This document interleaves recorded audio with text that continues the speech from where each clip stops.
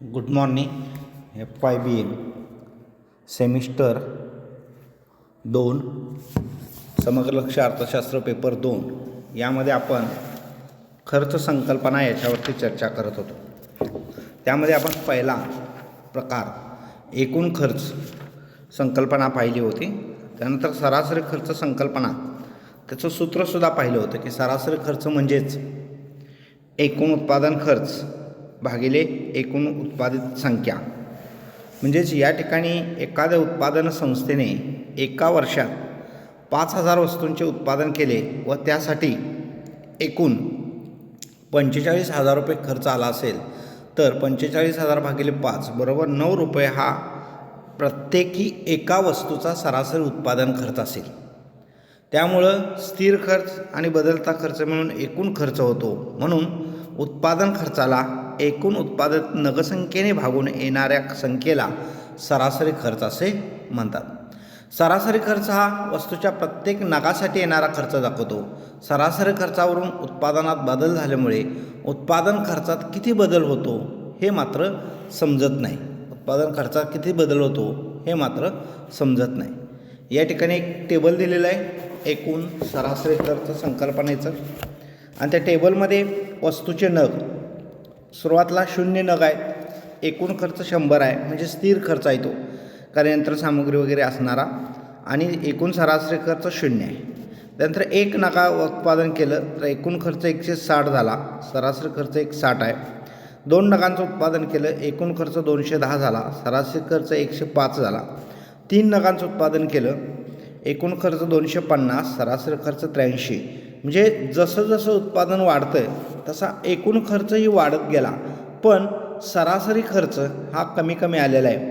आणि तो एका नग क्रमांक 6 या ठिकाणी एकूण खर्च 340 आहे आणि सरासरी खर्च हा 56.7 आहे, म्हणजे सर्वात कमीत कमी आहे. त्यानंतर मात्र उत्पादन घेतलं तर सरासरी खर्च हा वाढत जातो. याचाच अर्थ की सरासरी खर्च एका विशिष्ट पातळीवरती किमान बिंदूला तो पोहोचतो, आणि त्यानंतरही तुम्ही जर उत्पादन घेण्याचा प्रयत्न केला तर त्या ठिकाणी आपल्याला माहीत आहे की सरासरी खर्चाचा वक्र वाढतो, आणि हा सरासरी खर्चाचा वक्र इंग्रजी यू आकारासारखा होत असल्याचं आपल्याला पाहायला मिळतं.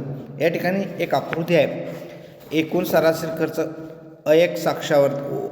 अ अक्षावरती आणि अ अक्षावरती वस्तूचे नग आहेत, आणि हा एकूण सरासरी खर्च वक्र आहे की जो वरून खाली खाली येतो. प्रथम वाढत्या उत्पादनाबरोबर तो घटत जातो आणि किमान नग क्रमांक 6 पर्यंत तो घटतो, म्हणजे या किमान बिंदूच्या पातळीला येतो, आणि त्यानंतर उत्पादन वाढीबरोबर तो वाढत जातो आणि सरासरी एकूण खर्चाचा वक्र आकार इंग्रजी यू अक्षरासारखा असतो आणि तो वरती वाढत जात असल्यास आपल्याला पाहायला मिळतं. हे झालं एकूण सरासरी खर्च वक्र. कारण एका विशिष्ट पातळीनंतर कुठल्याही गोष्टीची एक मर्यादा असते, त्या यंत्राची मर्यादा असते, आणि त्याच्यानंतरही आपण जर उत्पादन घेण्याचा प्रयत्न केला तर आपल्याला उत्पादन मिळतं, पण त्याचा सरासरी खर्च वाढतो. म्हणून सरासरी खर्चात सुरुवातीला जास्त असतो, म्हणून जसं उत्पादन घेऊ तसा सरासरी खर्च कमी कमी येतो.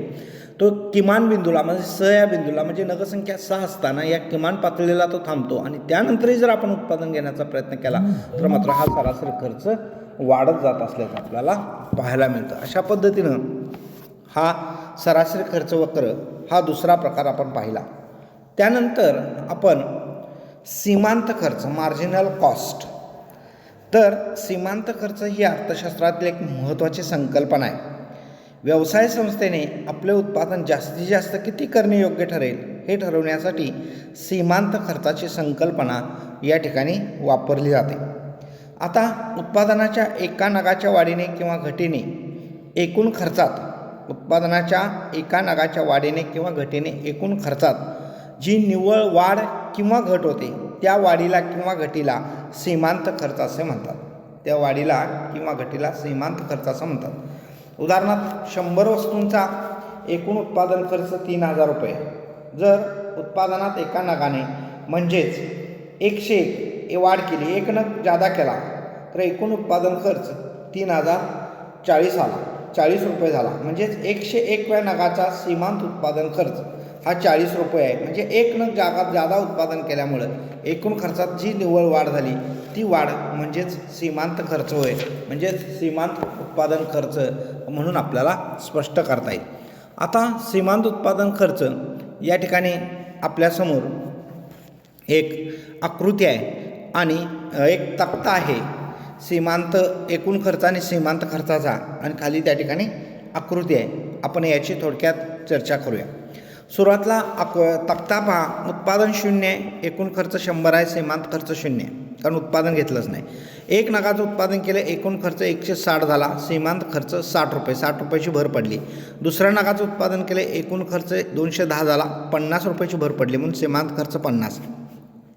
तिसऱ्या नगाला 250 झाला, 40 रुपयाची भर पडली. तिसऱ्या नगाला 230 रुपयाची भर पडली. पाचव्या नगाला 20 रुपयाची भर पडली, सीमांत खर्च 20. पण 6व्या नगानंतर परत सीमांत खर्च वाढत गेला बा.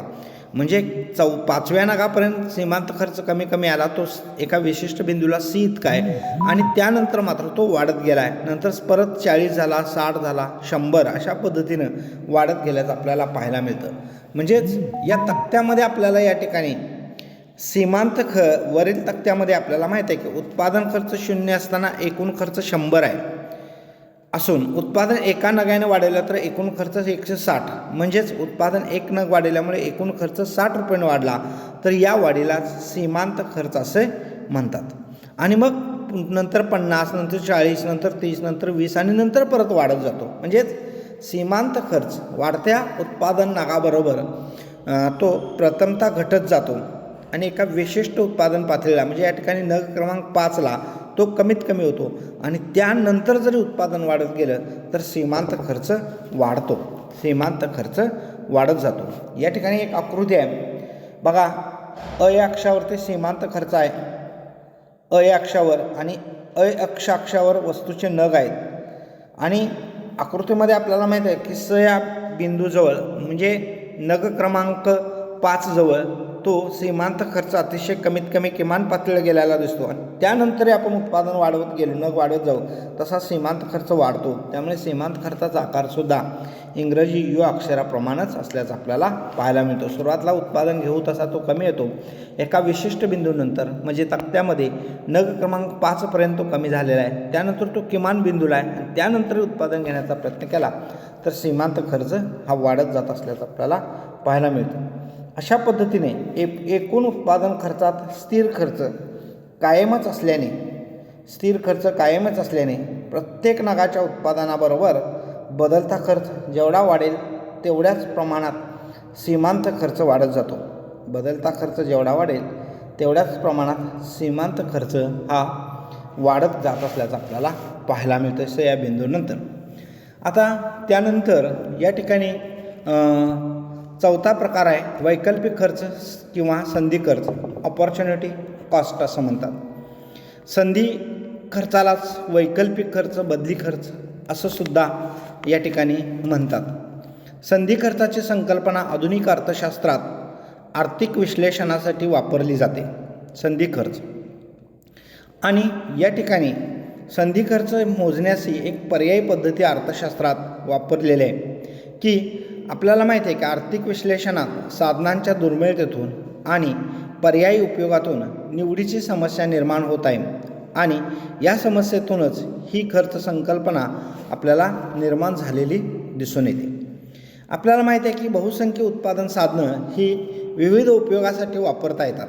अनेक उपयोगासाठी त्या साधनांचा वापर केला जातो. यालाच आपण म्हणतो की उत्पादन साधने पर्यायी उपयोगाची असतात. आता उदाहरण घ्या, जमीन हे एक उत्पादनाचा घटक आहे. जमीन हे एक उत्पादनाचं साधन आहे. ते एकाच जमिनीचा उपयोग शेतीसाठी करता येतो, जमिनीवरती घर बांधण्यासाठी होतो, जमिनीवरती उद्योग सुरू करण्यासाठी होतो, खेळाचे मैदान करता येतो. मात्र जमिनीचा एकावेळी एकाच कामासाठी उपयोग होतो. त्यापैकी कुठलेही शेती करायचं म्हटलं तर बाकीची कामं करता येणार नाहीत, घर बांधायचं म्हटलं तर बाकीची कामं करता येणार नाहीत, उद्योग करायचा म्हटलं तर बाकीचे कामं करता येत नाही, खेळाचं मैदान करायचं म्हटलं तर इतर कामं या ठिकाणी करता येणार नाही. त्यामुळंच इतर उपयोगाचा त्याग करावा लागतो. जमीन शेतीसाठी वापरली तर तिचा उपयोग इमारत बांधण्यासाठी करता येत नाही. जमीन शेतीसाठी वापरली तर तिचा उपयोग इमारत बांधण्यासाठी करता येत नाही. याचाच अर्थ जमीन शेतीसाठी वापरल्यास इमारतीचा त्याग करावा लागतो. शेतीसाठी वापरल्यास इमारतीचा त्याग करावा लागतो आणि हा त्याग म्हणजेच संधी खर्च होय. हा त्याग म्हणजेच संधी खर्च होय. म्हणजेच जेव्हा उत्पादन साधने एका उपयोगासाठी वापरली जातात तेव्हा दुसऱ्या उपयोगाचा त्याचा त्याग करावा लागतो. म्हणजे पहिल्या उपयोगाची संधी म्हणजेच दुसऱ्या उपयोगाचा केलेला त्याग होय.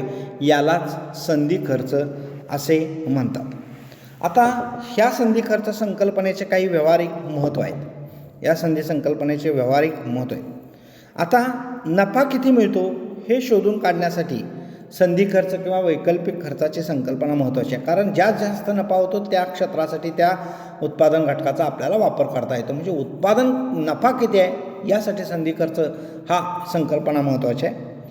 कोणताही दीर्घकालीन निर्णय घेताना संधी खर्च किंवा वैकल्पिक खर्चाचा विचार केला जातो. दीर्घकालीन निर्णय हा फार महत्त्वाचा आहे. कोणताही दीर्घकालीन निर्णय घेताना संधी खर्च वैकल्पिक खर्चाचा विचार हा अतिशय महत्त्वाचा आहे. उद्योग संस्थेला आपले भांडवली अंदाजपत्रक तयार करताना भांडवलापासून काय चांगला उपयोग करता येते यासाठी ही वैकल्पिक खर्च संकल्पना फार महत्त्वाची आहे. तसेच प्रत्यक्ष खर्चावरून नफा किती मिळतो हे कळते, परंतु वेगवेगळ्या पर्यायात तो किती वाढू शकेल हे वैकल्पिक खर्चावरून कळू शकते. यासाठी प्रत्यक्ष खर्चावरून नफा किती मिळतो परंतु वेगवेगळ्या पर्यायात तो किती वाढू शकेल हे वैकल्पिक खर्चावरून आपल्याला कळतं. वैकल्पिक खर्चाची संकल्पना उपभोग, उत्पादन, आंतरराष्ट्रीय व्यापार इत्यादी क्षेत्रात उपयुक्त ठरते. या वैकल्पिक खर्चाची संकल्पना आहे ही उपभोग, उत्पादन, आंतरराष्ट्रीय व्यापार या क्षेत्रात फार महत्त्वाचे आहे. तसेच उत्पादनासाठी जे घटक वापरले जातात त्यांचे मोबदले निश्चित करण्यासाठी, म्हणजे कुठला घटक किती महत्त्वाचा आहे त्यावरून त्याला आपली किती गरज आहे आणि ज्याची आपल्याला जास्तीत जास्त गरज आहे त्याला आपण जास्तीत जास्त मोबदला देऊ शकतो. म्हणजेच या ठिकाणी उत्पादन घटकांचे मोबदले निश्चित करण्यासाठी वैकल्पिक खर्चाची संकल्पना उपयोग आहे. या खर्च संकल्पनेमुळेच दीर्घकालीन तोटे टाळणे शक्य होते. या खर्च संकल्पनेमुळेच दीर्घकाळात जे तोटे होतात ते टाळणे शक्य होते. अशा पद्धतीनं आज आपण काही प्रकार या ठिकाणी पाहिले.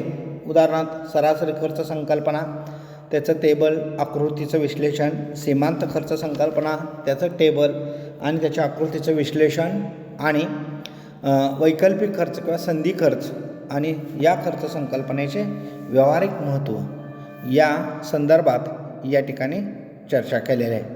या ठिकाणी आज आपण थांबूया.